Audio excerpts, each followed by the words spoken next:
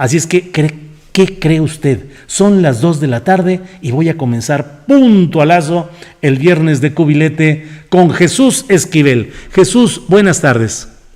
Julio, buenas tardes, ¿cómo estás? Bien, Jesús, muy agradecido de que nos hayas permitido hacer este viernes de cubilete, que va a ser una hora en la que platiquemos suavecito de toda la serie de cosas de tu vida, de tu historia, de lo que has hecho, de lo que te gusta y no te gusta, y también que le entremos, pues ya sabes, al terreno del periodismo y de la política, que pues parece que son nuestro enfoque cotidiano. ¿Cómo estás, Jesús? ¿Cómo has pasado esta temporada? Pues estoy bien, Julio, pues como toda la gente que ha mantenido las restricciones por las cuestiones de COVID, limitado para poder pues hacer el periodismo que a mí me gusta, que es en el terreno, sobre todo aquí en la capital de los Estados Unidos, donde las autoridades locales han pues instrumentado mecanismos que evitan que la gente, ya están un poco más digamos, abiertas las actividades, pero hasta hace unas 4 o 5 semanas tenía uno que limitarse a quedarse encerrado. Regularmente asistía yo 1 o 2 veces por semana a la Casa Blanca, todavía no puedo ir, sigue operando el pool de la Casa Blanca, así es que, pues, trabajando básicamente desde casa. La única vez que salí fue el 8 de julio para asistir a la reunión en la Casa Blanca del presidente de nuestro país, Andrés Manuel López Obrador, con Donald Trump, pero en términos generales, pues ahora aquí enquistado en mi casa frente a este escritorio, Julio. ¿Por qué eres periodista, J. Jesús Esquivel? Porque siempre me gustaron las letras, déjame decirte, y no es por ni vanagloria ni nada, que desde que era yo niño me gustaba escribir. Dice mi mamá que cuando estaba yo en el kinder, hacía rayas en papeles y se los entregaba, y como veía a mi abuelo, que era un gran lector de periódicos y libros, que todos los días después de comer le dedicaba más o menos 1 hora a leer, y a leer el periódico también de la tarde, porque recordarás, había varios vespertinos. Sí. Se me quedó esa idea cuando ya entré a la primaria, se me quedó la costumbre de seguir escribiendo. Y bueno, acuérdate que por mi generación uno tenía otras ideas, otros ídolos, si tú quieres, y yo quería ser poeta, aunque te rías. No me río. Y fíjate que lo primero que me publicó un diario nacional fue un poema, hace ya muchos años, cuando yo tenía 14, iba a cumplir 14 años. Había una sección, la famosa página 3 de la segunda de Ovaciones, recordarás, donde publicaban algunos poemas, y ahí fue la primera cosa que me publicaron, y ya después en las actividades escolares colaboré con una revista universitaria, trabajé con algunos medios de mi estado, y bueno, así empezó mi carrera, y porque obviamente siempre me ha gustado y admiro a mucha gente que ha dejado historia en el periodismo de nuestro país, que pudiera uno cuestionar a los jefes de gobierno, a nuestros gobernantes, que uno les paga su salario con nuestros impuestos, pero nunca me ha gustado quedarme con lo que ellos dicen, Julio. Pues sí, ese es el auténtico periodismo. Jesús, ¿dónde naciste? Nací en el glorioso Estado de México. Tenemos ahí algunas excepciones, no sí, todo bueno. es Atlacomulco, pues es como una parte que uno quisiera olvidarse del Estado de México. Pero en Toluca, la capital del mundo, mi querido Julio. En Toluca. Santa María del Monte, ¿qué te dice? Un pueblo bastante y muy querido, en el cual aprendí demasiadas cosas, lo que es la amistad auténtica, lo que es el cariño de tus vecinos, lo que es la solidaridad cuando ocurren tragedias, y lo que es pues mi niñez y mi formación, te repito, con un grupo de amigos que hasta la fecha, cada vez que voy a México, después de ver a mi madre, a mi padre, a mis hermanos y demás familiares, siempre me junto con ellos para recordar esos momentos que hasta la fecha, en ocasiones con las nostalgias de la distancia, pues hasta hacen que uno se sienta con ganas de llorar. Es un pueblo muy querido, es un lugar en el Estado de México que tiene mucho de mí. Claro. Jesús, y en esa infancia, ¿qué estudiaste en el Estado de México y cuándo empezaste ya a incursionar en el periodismo en la Ciudad de México? Estudié Relaciones Internacionales, pero después en la Carlos Septién Periodismo, porque te repito, yo siempre, fíjate lo que son las cosas, y esto te lo voy a confesar.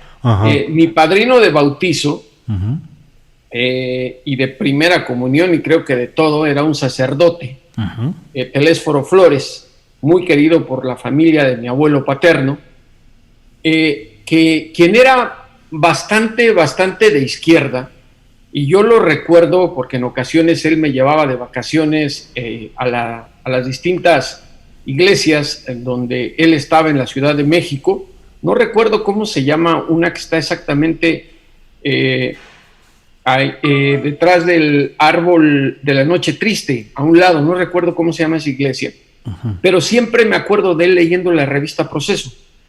Y cuando yo estaba niño me decía, esta es la mejor revista de México, don Julio Scherer, y ahí empecé como que a soñar que algún día yo podría trabajar en esa revista. En ese momento lo veía como algo imposible, para serte honesto, Julio. Empecé a hacer algunas cosas para diarios del Estado de México, ir a la Cámara de Senadores y a la de Diputados, y bueno, eventualmente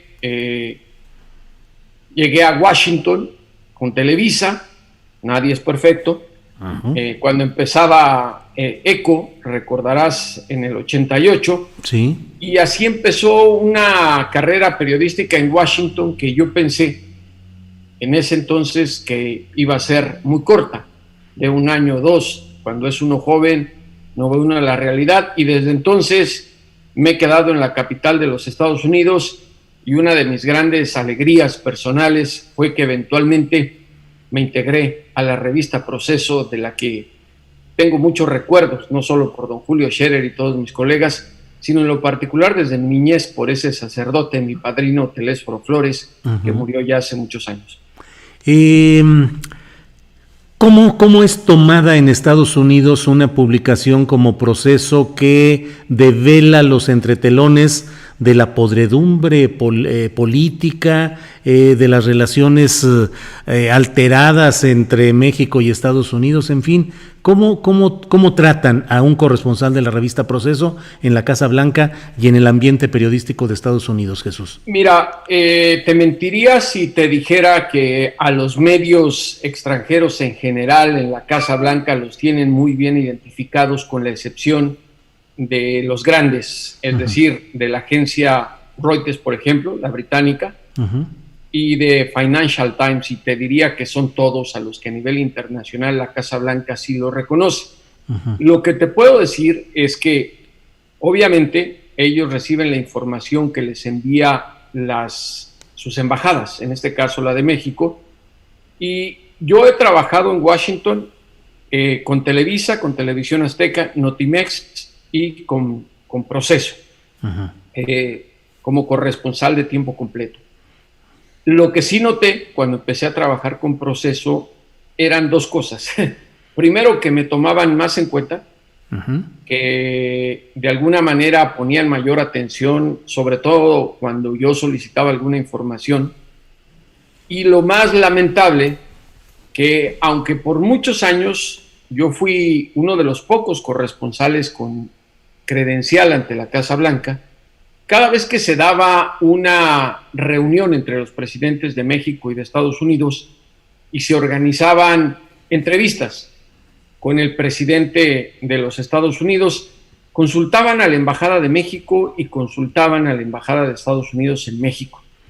Y era claro que el único medio al que excluían, pese a que era yo el que iba a preguntar y muchas veces el único que se presentaba en la sala de prensa de la Casa Blanca a hacer cuestionamientos sobre México, quedaba excluido. Y era por las recomendaciones que hacían de evitar que alguien que representara un medio como Proceso fuera a incomodar con sus preguntas. Uh-huh. Y esa realidad fue por varios sexenios.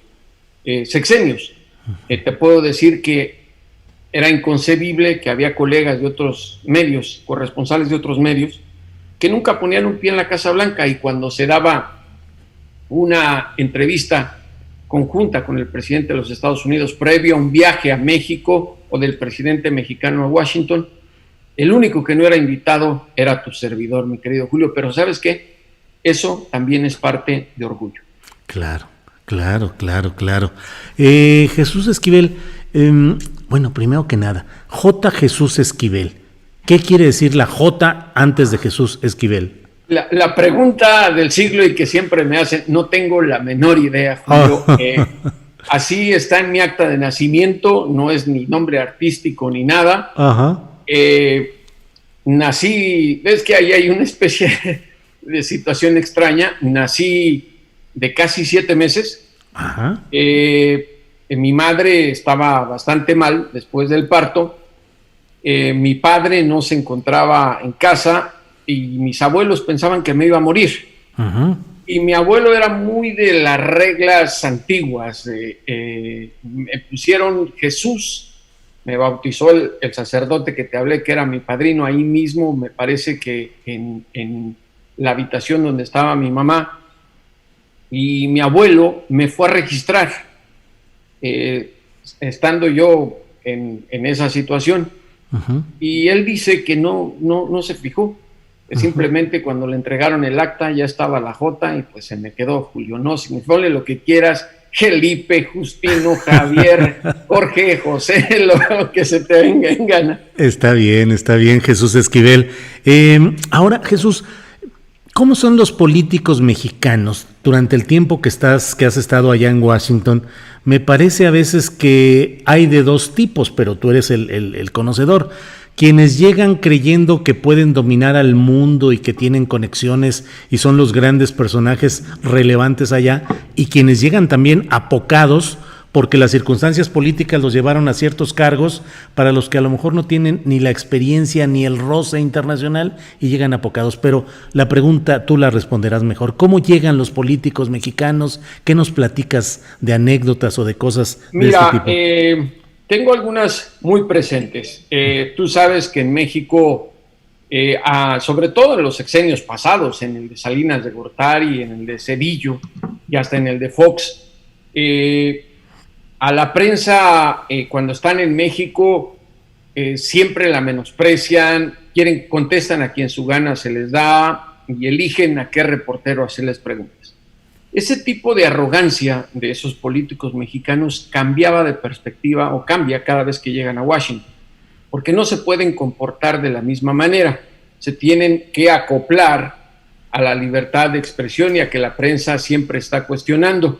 Y ahí cambiaban un poco su actitud, sobre todo si había reporteros, olvídate de estadounidenses, latinoamericanos, uh-huh. De otros medios se veían hasta amables, accesibles, pero cambiaban su actitud si era una conferencia de prensa para corresponsales mexicanos nada más en la Embajada de México aquí en Washington. Uh-huh. Se volvían nuevamente los grandes arrogantes, uh-huh. Y obviamente ni te tomaban en cuenta aunque tú estuvieras ahí frente a ellos preguntando. Y te puedo decir que he tenido algunos encontronazos con estos funcionarios, incluso algo fuertes, sobre todo con Genaro García Luna. Uh-huh.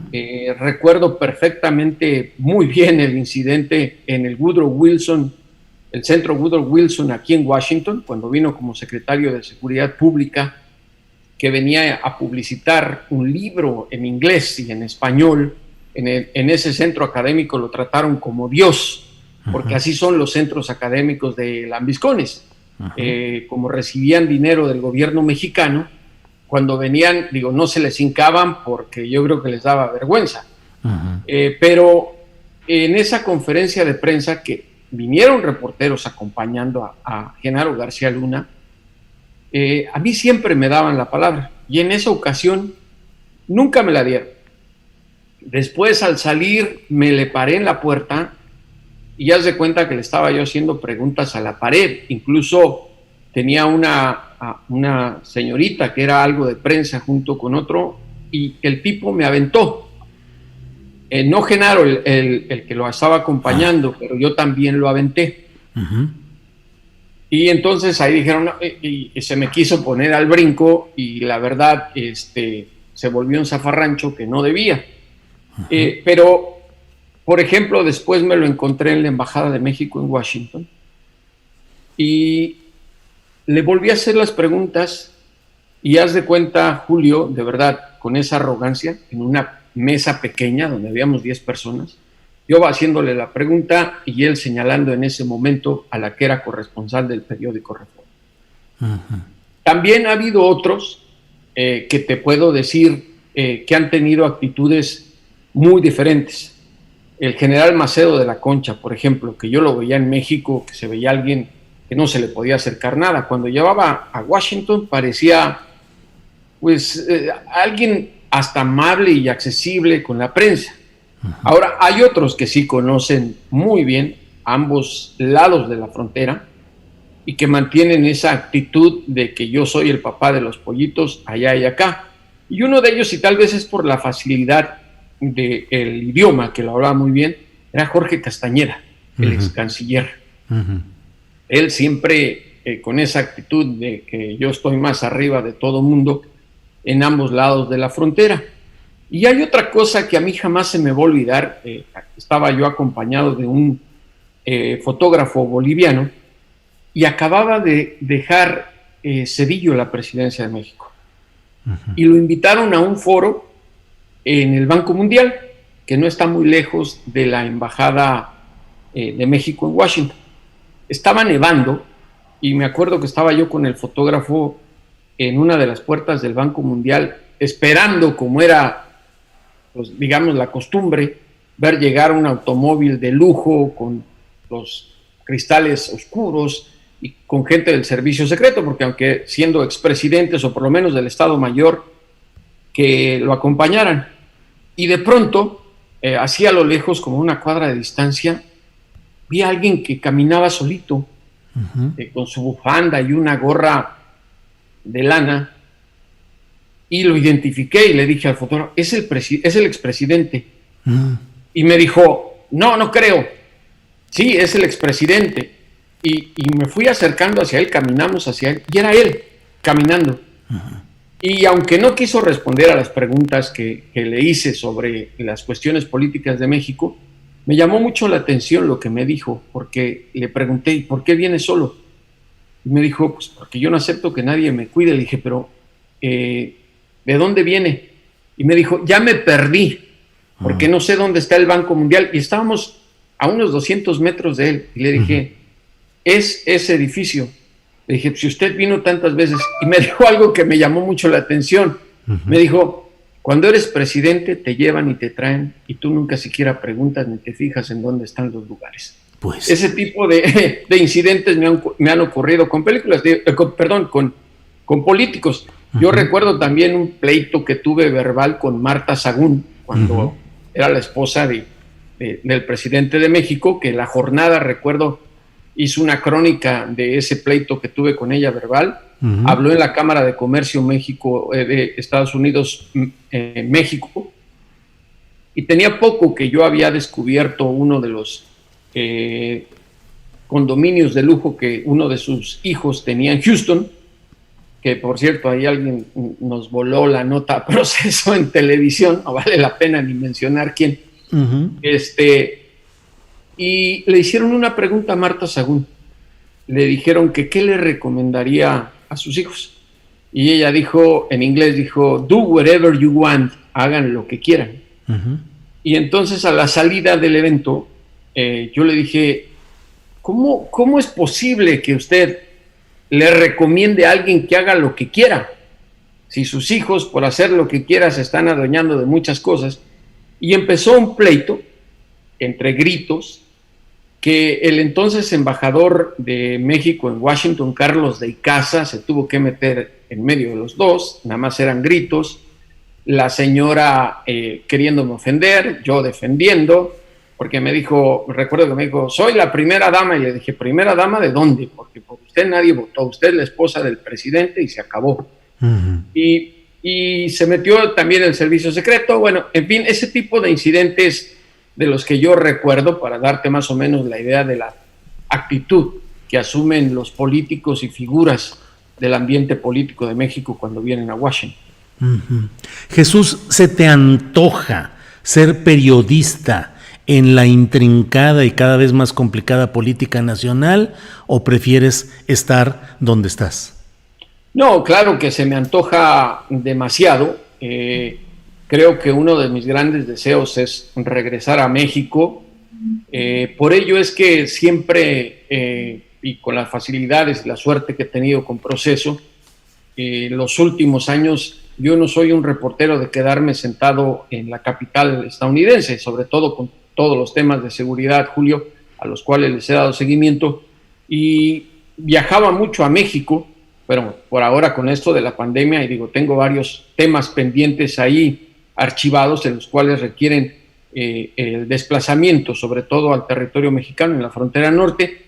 Pero sí, claro, como están las cosas, dan muchas ganas. Es que yo no sé tú cómo lo veas, Julio, pero creo que justo en esta etapa, cuando en México algunos pensábamos que las cosas iban a cambiar de manera diferente para términos de comunicación, sobre todo los periódicos, las revistas, las cosas se ven desde otra perspectiva, uh-huh, más allá de la división y de lo que si unos son de este lado y otros de este.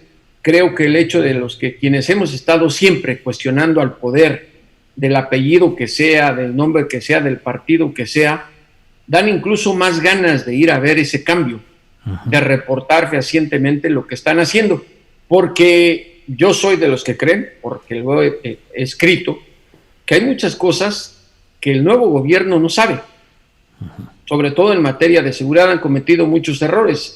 Publiqué en Proceso el nombre de varios integrantes de la ex Policía Federal que estaban ligados al narcotráfico, operando en lugares claves y que siguen operando en lugares claves, y que en el momento los funcionarios, en el caso de la Secretaría de Seguridad Pública, no te quieren hacer caso, Julio, uh-huh, y cuando salen los nombres publicados, inmediatamente los despiden. Hay muchas cosas que sí me atraen para regresar a México a reportear. Y por otra parte, Jesús, pues has tenido un acercamiento excepcional a los temas de narcotráfico, de crimen organizado, desde allá, porque muchos temas y muchos detalles los has podido conseguir y tenerlos al alcance en tu reporteo desde allá. Varios libros que a mí me parece que son esenciales para entender todo este tema. Desde luego, pues los narcos gringos, que es decirnos la otra parte de la historia, no solamente los productores y distribuidores, sino los consumidores y las autoridades de aquel lado que permiten que el negocio se complemente por las dos partes. El juicio que hiciste sobre la crónica de Joaquín El Chapo Guzmán, el libro sobre la DEA en México, el libro sobre la CIA, Camarena y Caro Quintero. Pero ¿qué has aprendido a lo largo de todo este tiempo? ¿Qué visión compartes con nosotros de lo que has conocido de todos estos entretelones, Jesús? Mira, Julio, lamentablemente, y no es por rasgarse uno las vestiduras, porque aunque lleva uno puesto el overol de reportero, no dejas de ser mexicano cuando vas a los lugares donde ocurren las cosas. Uno de mis primeros viajes a la frontera con Proceso fue cuando se descubrieron aquellas narcofosas, las primeras de la casa en Parcioneros, en Ciudad Juárez, que causó todo un escándalo en su momento porque se permitió por primera vez que el FBI ayudara en las investigaciones en terreno en nuestro país. Y ahí surgió la figura de este hombre que manejaba tanto ICE como la DEA, Lalo, Eduardo Ramírez Peiró, que era un informante y que era un ejemplo claro de la corrupción que había en Estados Unidos, porque les informaba al momento que estaban ejecutando a personas en esa casa, y ICE simplemente no hacía nada, dejaban que ocurrieran las cosas. Pero a partir de eso, que fue el primer horror nacional que se dio, llega Felipe Calderón y empieza a militarizar la lucha contra el narcotráfico. Y yo recuerdo muy bien al expresidente Bush cuando anuncia la iniciativa Mérida y lo que hacía Arturo Sarucán aquí promoviendo esa iniciativa. Empiezan a surgir este tipo de ejecuciones y asesinatos, y voy con tanta frecuencia a Ciudad Juárez y a la frontera, a esa región entre Nuevo Laredo y Laredo, Texas, pero me empiezo a dar cuenta del sufrimiento y el cambio en la sociedad mexicana, de que al inicio había horror, miedo, pero conforme fueron pasando los años, nos acostumbramos a los muertos. Lamentablemente, el baño de sangre en el país en ese sexenio de la muerte de Felipe Calderón nos dejó marcados por siempre. Antes, y lo recordarás muy bien, Julio, en los periódicos daba hasta como temor ver las noticias de tantos ejecutados, colgados, encajuelados y todos los adjetivos que se utilizaron y se pusieron de moda, y que incluso llegó el momento que Calderón estaba tan desesperado que hizo un acuerdo con los medios para que no publicaran ese tipo de noticias. Recordarás perfectamente bien. Claro. Pero eso como mexicano te duele, Julio. No, o sea, por más que estés de manera objetiva reportando, ves las cosas y entiendes el por qué le hace daño una política equivocada desde un gobierno federal. En una plática ante unas cervezas con un fotógrafo de Ciudad Juárez, yo le preguntaba qué sentía cuando veía un muerto, un descabezado o regada la sangre.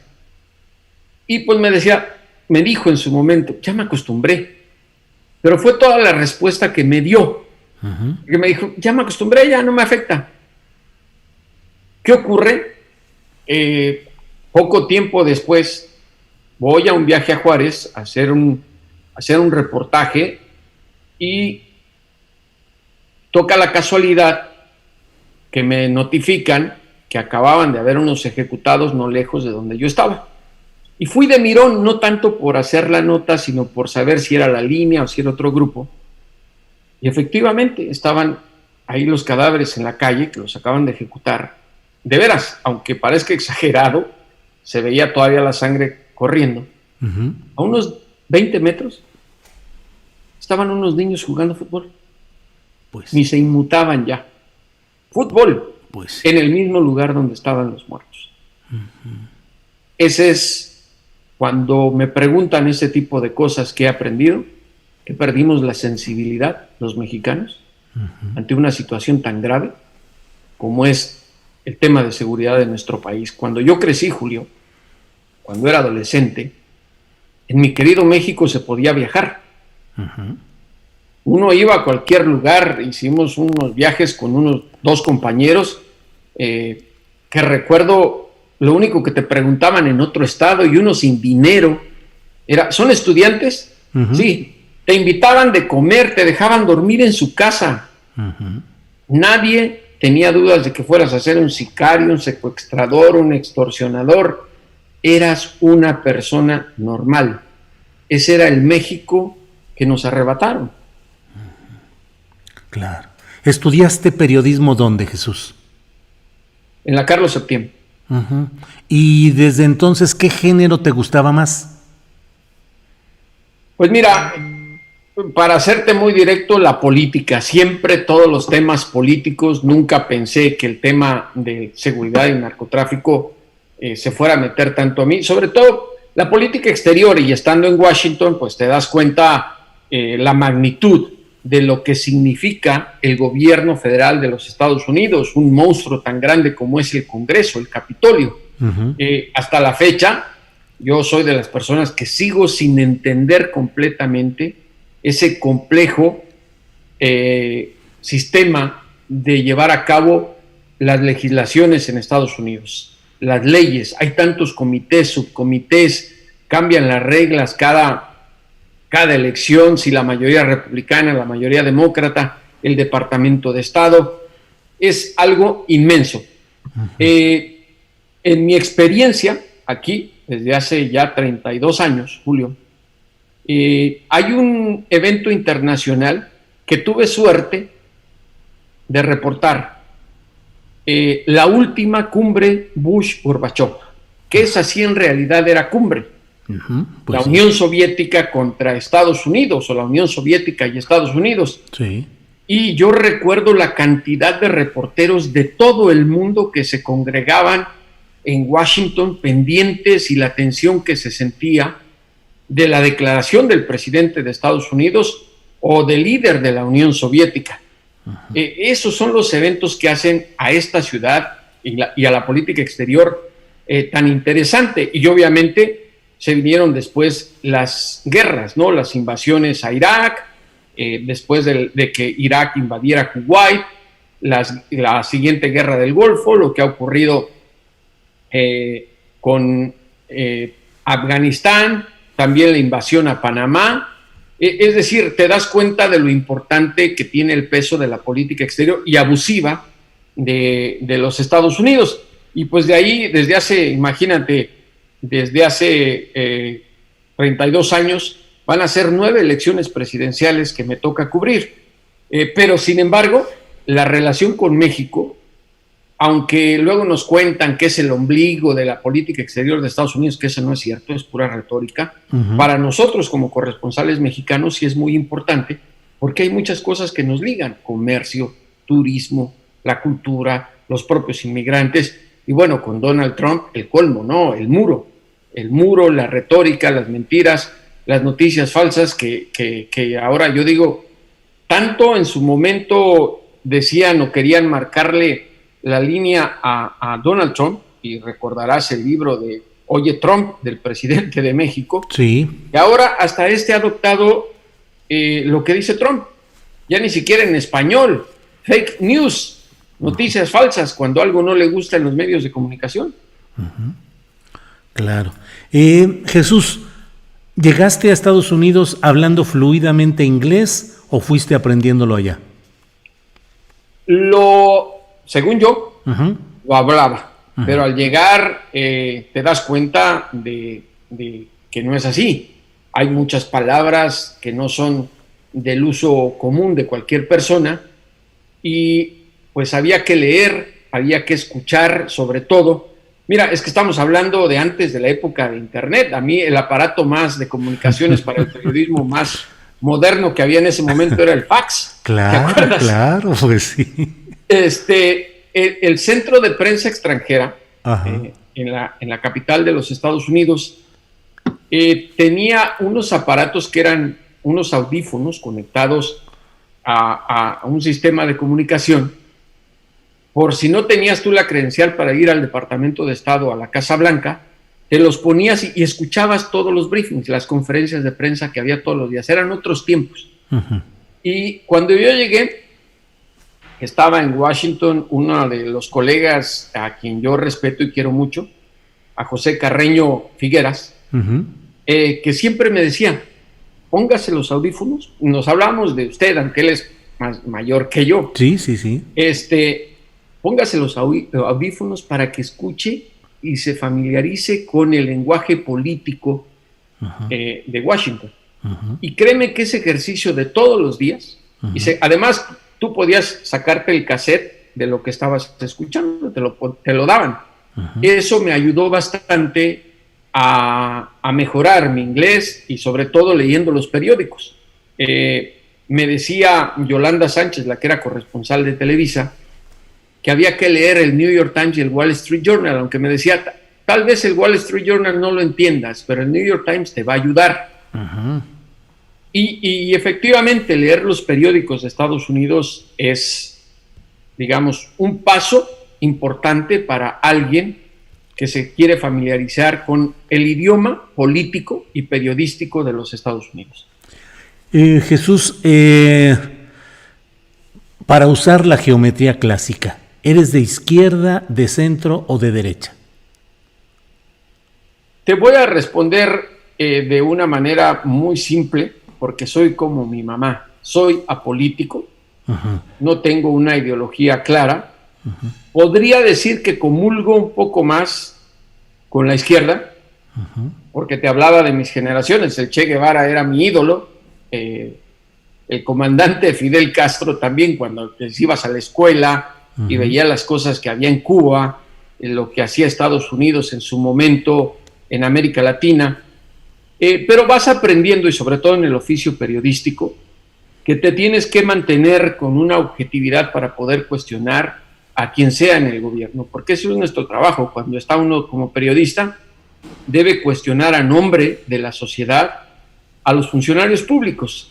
Y si tú empiezas a quedar bien con uno y con otro, creo que las cosas no funcionan para hacer bien tu trabajo. Mira, te puedo decir que, y tú lo has de saber mejor que yo, que en este oficio conoces a los políticos. Con algunos incluso llegas a tener cierta afinidad para cuestiones que nada tienen que ver con el trabajo, con la música, con el juego del dominó, que me encanta, pero siempre marcas una línea y les dices, cuando es un tema social, no vamos a hablar de política, porque si no, no vamos a poder llevarnos bien. Pero cuando me pongo el uniforme de periodista, tú estás del otro lado y vas a responder a lo que te pregunten. Y te lo menciono porque me ocurrió en varios casos. Por ejemplo, con Arturo Sarucán, el ex embajador. Sí. Lo conocí hace muchos años, antes de que fuera embajador. Jugábamos fútbol juntos todos los sábados. Había un grupo entre periodistas, funcionarios del Banco Mundial, del Banco Interamericano, de varios países latinoamericanos, que nos juntábamos los sábados en una cancha a jugar fútbol. Soccer. Fútbol. Sí, fútbol, soccer, sí. Y Arturo era portero, siempre le ha gustado mucho el fútbol. Con el tiempo Arturo pues, llegó a ser el embajador. Y él no te lo podrá decir. Tuvimos una reunión antes de que asumiera y quedamos de acuerdo, porque además, una de las primeras cosas que hizo cuando volvió como embajador, me preguntó que si estaba yo jugando. El que sí, que jugaba en un equipo de mayores de 35 años, y él pidió que lo invitara a jugar. Hicimos un pacto, que los domingos o los sábados que nos veíamos, solo íbamos a hablar de fútbol, y que entre semana yo como reportero y él como embajador íbamos a hacer cada quien en su papel. Y que además, como todos los colegas sabían que era amigo mío y que jugábamos fútbol, íbamos a tratar de mantener una distancia muy grande entre él y yo, él como funcionario y yo como reportero, para evitar que cualquier cosa que yo consiguiera dijeran, te la pasó el embajador. Ese tipo de relación he tenido también, por ejemplo, con funcionarios estadounidenses. Sí.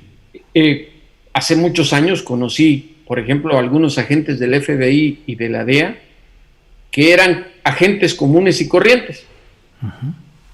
El tiempo pasó, ascendieron de puesto, y no por eso era para que me facilitaran las cosas, pero sí me conocían, y por lo menos si ellos no me respondían las llamadas o no me daban información, me decían, háblale a fulano de tal. Y creo que eso nos ocurre a todos los periodistas, Julio, que nos rozamos con esta fauna tan distinta que son los funcionarios y los gobernantes, ¿no? Sí, así es.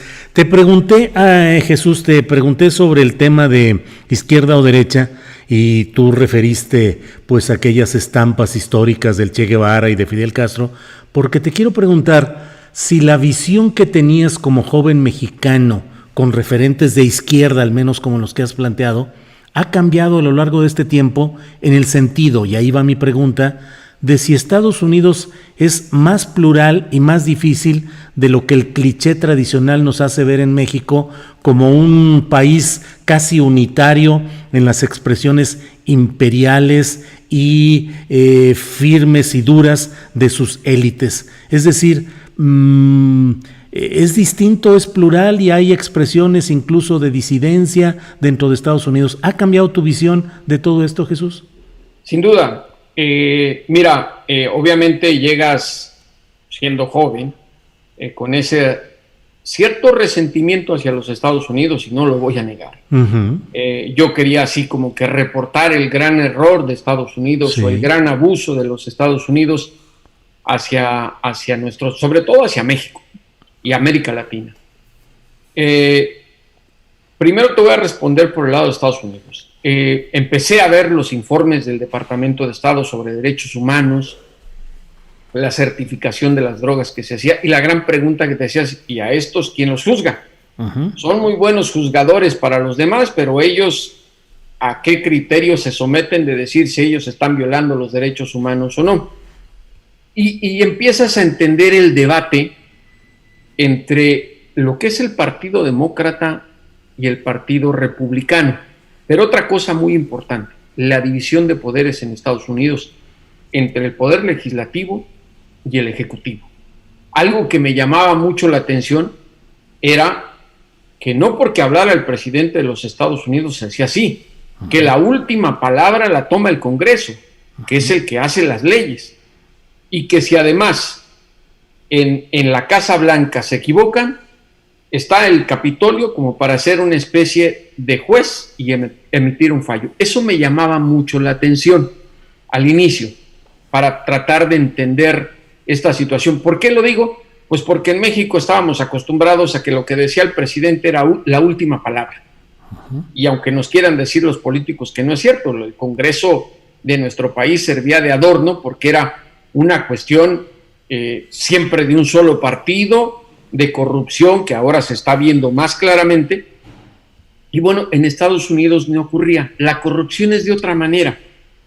Yo, cuando me empecé a enterar de el dinero que aportan las empresas privadas, los ciudadanos a las campañas, yo decía, bueno, pues esto es corrupción desde mi punto de vista.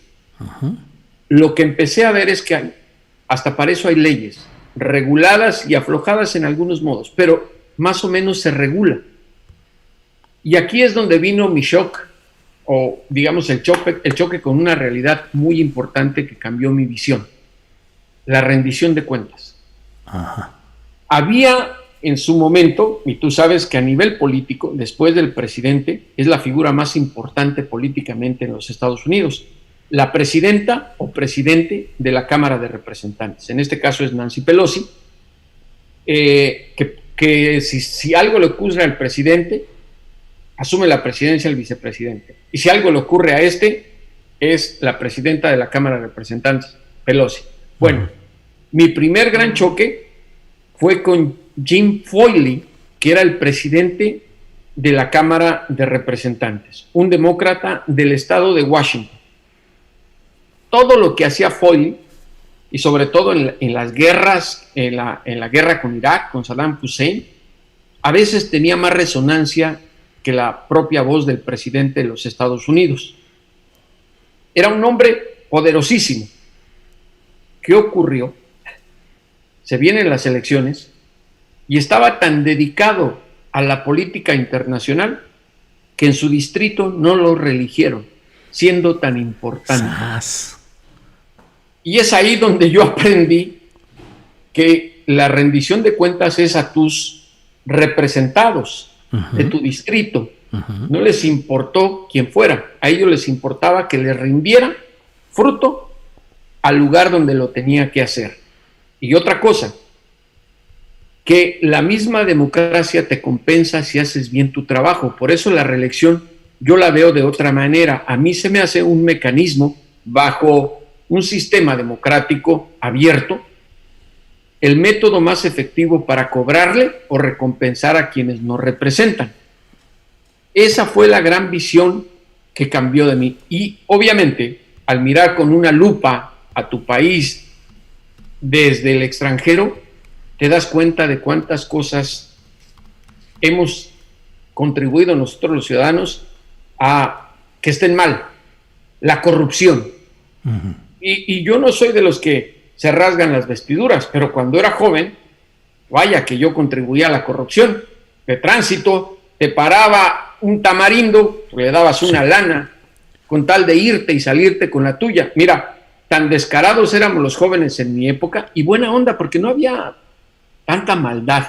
Sí. Yo recuerdo que en la época de Navidad, Julio, una vez, y confieso este pecado, andaba con unos cuates en un Volkswagen, en la tardecita, echándonos unas cubas. Sí. Nos paró un agente de tránsito. No llevábamos dinero. Nos vio lo que íbamos tomando y nos dijo, denme una cuba y se van. Imagínate, uno contribuía a esas cosas. Pues no creo que haya alguien, por lo menos de mi generación, que diga, no contribuimos a la corrupción. Sí. La teníamos enquistada. Qué bueno que ahora la están exponiendo. Eso es lo que yo aplaudo. ¿Por qué? Porque desde el extranjero ve uno la manera en que abusaban del poder los gobernantes, y es de vergüenza decirles, son millonarios, viven como reyes, pues por lo menos ahora que se les va a investigar, que devuelvan lo que se robaron. Julio, era inconcebible, de verdad, que los voceros de secretarios de nuestro gobierno exigieran habitaciones de lujo en Washington o en Nueva York, con caprichos hasta que esté cerquita al gimnasio, que tenga yo ahí un chofer, que por favor las batas sean de este color. ¿Con qué dinero, Julio? Pues con el de nosotros. Así es, así es. Jesús, en este programa del tal Viernes de Cubilete tenemos, como su nombre lo indica, pues la oportunidad de jugar a este ejercicio de suerte, que lo hacemos ahora cibernéticamente. Tenemos una aplicación que nos permite que se dé una jugada hacia ti y una hacia mí. Le entramos, ya sabes que el que gana pregunta lo que quiere al otro. Sale. Bueno, Andrés Ramírez, por favor, ya tiene la aplicación lista. Por favor, la jugada correspondiente a... Chin. Pues la verdad iba a decir de ti, ¿qué hacemos? ¿Qué hacemos? O sea, Jesús, no alcancé a decir que esa pensaba yo que fuera para ti. ¿Lo repetimos? Lo repetimos, por favor. Sí, que la primera sea para Jesús y la siguiente para mí. Va Jesús. Te hago la pregunta que yo quiera. Sí, híjole, te hice trampa porque te quedó solamente un par de dieces y antes había sido un par de cuinas. Pues así salió, créeme que... Bueno, el correspondiente a mí, por favor, Andrés.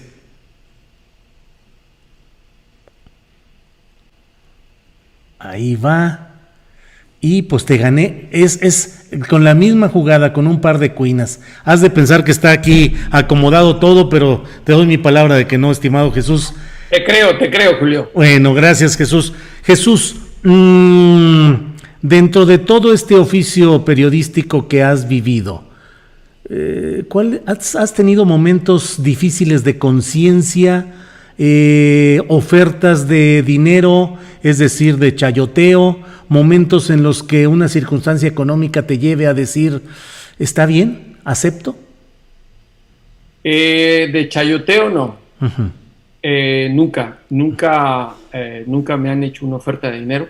Uh-huh. Te mentiría de decir que sí, y si me la harían, pues obviamente sería que no. Uh-huh. Tengo un carácter muy jodido y tal vez ese no iba a ir acompañado de golpes. Uh-huh. De algo que me arrepiento mucho es algo que reporté en Ciudad Juárez. Uh-huh.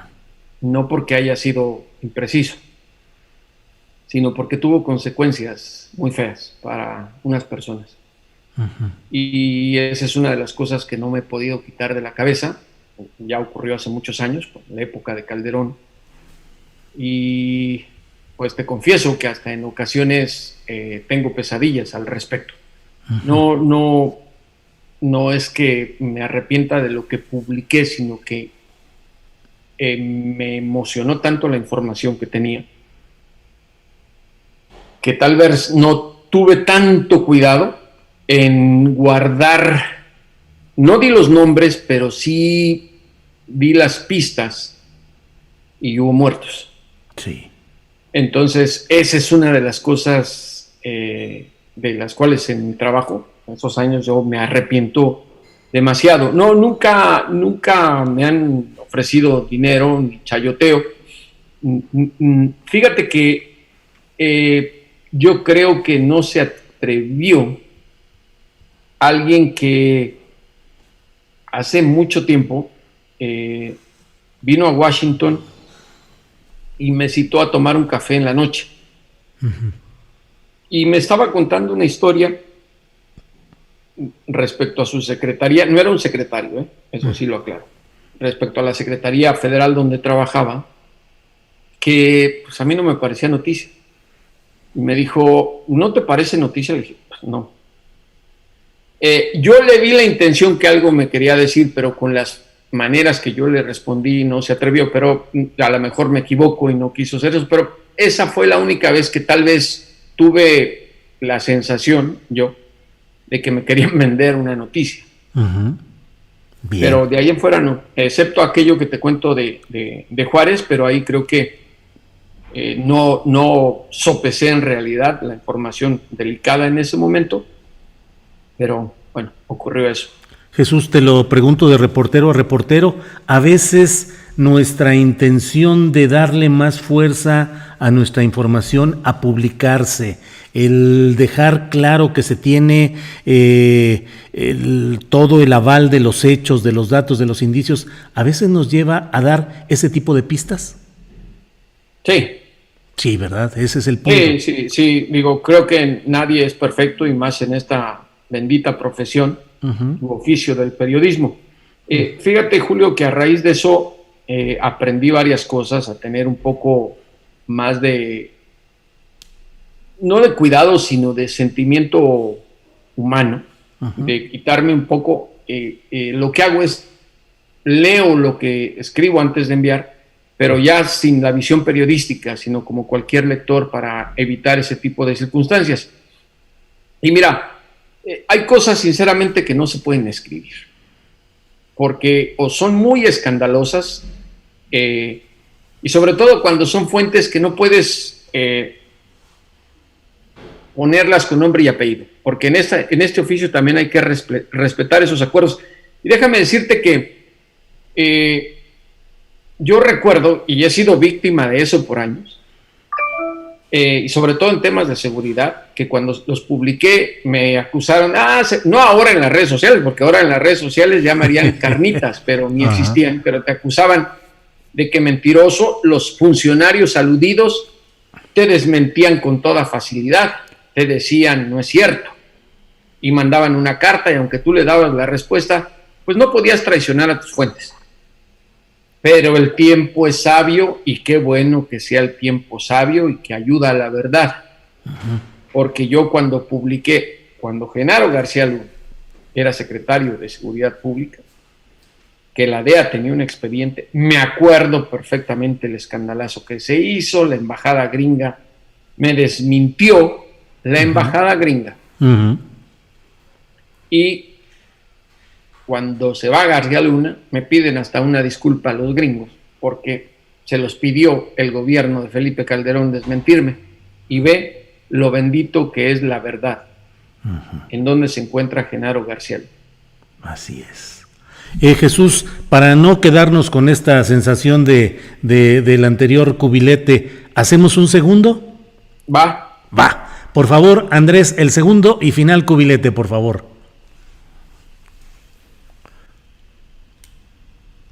Ándale, un par de ases y un par de reyes para Jesús Esquivel. No, pues es así. Me hace que ya gané. Sí, pero vamos viendo. Un par de ases, un par de reyes. Por favor, Andrés, el mío.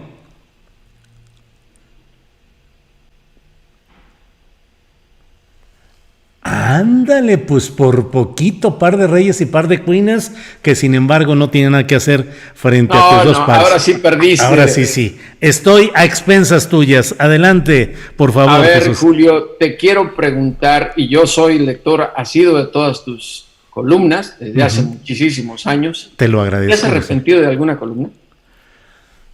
No, pero mira, un poco en la misma línea de lo que tú has dicho.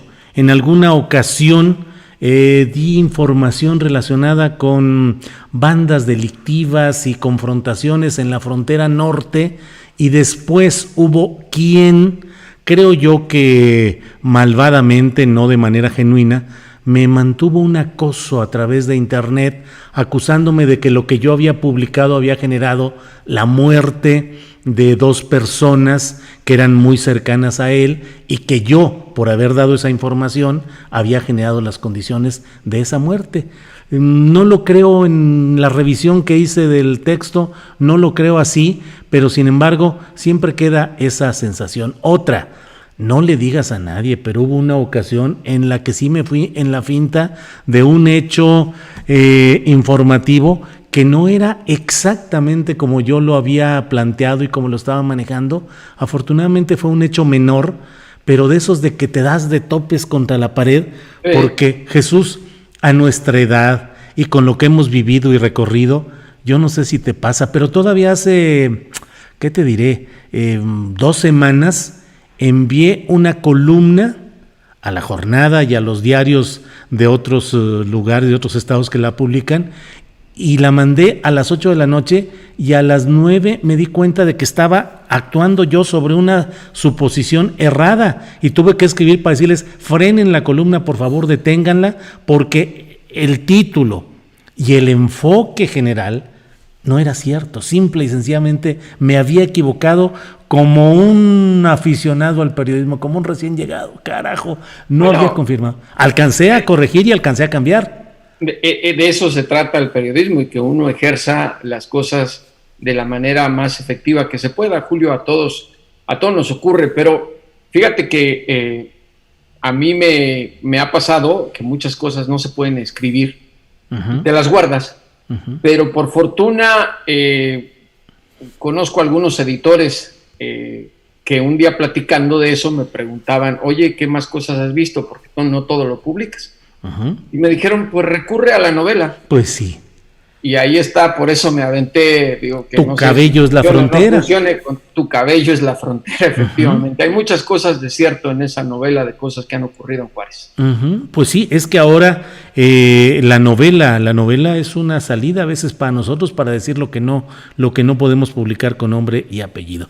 Así es que vamos a esperar tu novela, Julio. Pues sí, hombre, sí, ya ni me digas que el tiempo se va y no se sienta uno a teclear eso. Pero pues son las 2 de la tarde con 57 minutos, vamos a cumplir ya la hora de este viernes de cubilete. Jesús Esquivel, muy agradecido de tu atención, de tu amabilidad, de asomarnos a tu proceso de formación como periodista, y no puedo dejar esta entrevista sin preguntarte algo que dijiste hace rato. Dijiste que tu fregado carácter, tu estilo de ser, eres medio peleonero, medio entrón, medio qué, ¿cómo eres? Peleonero, espero que ya se me esté quitando, pero a veces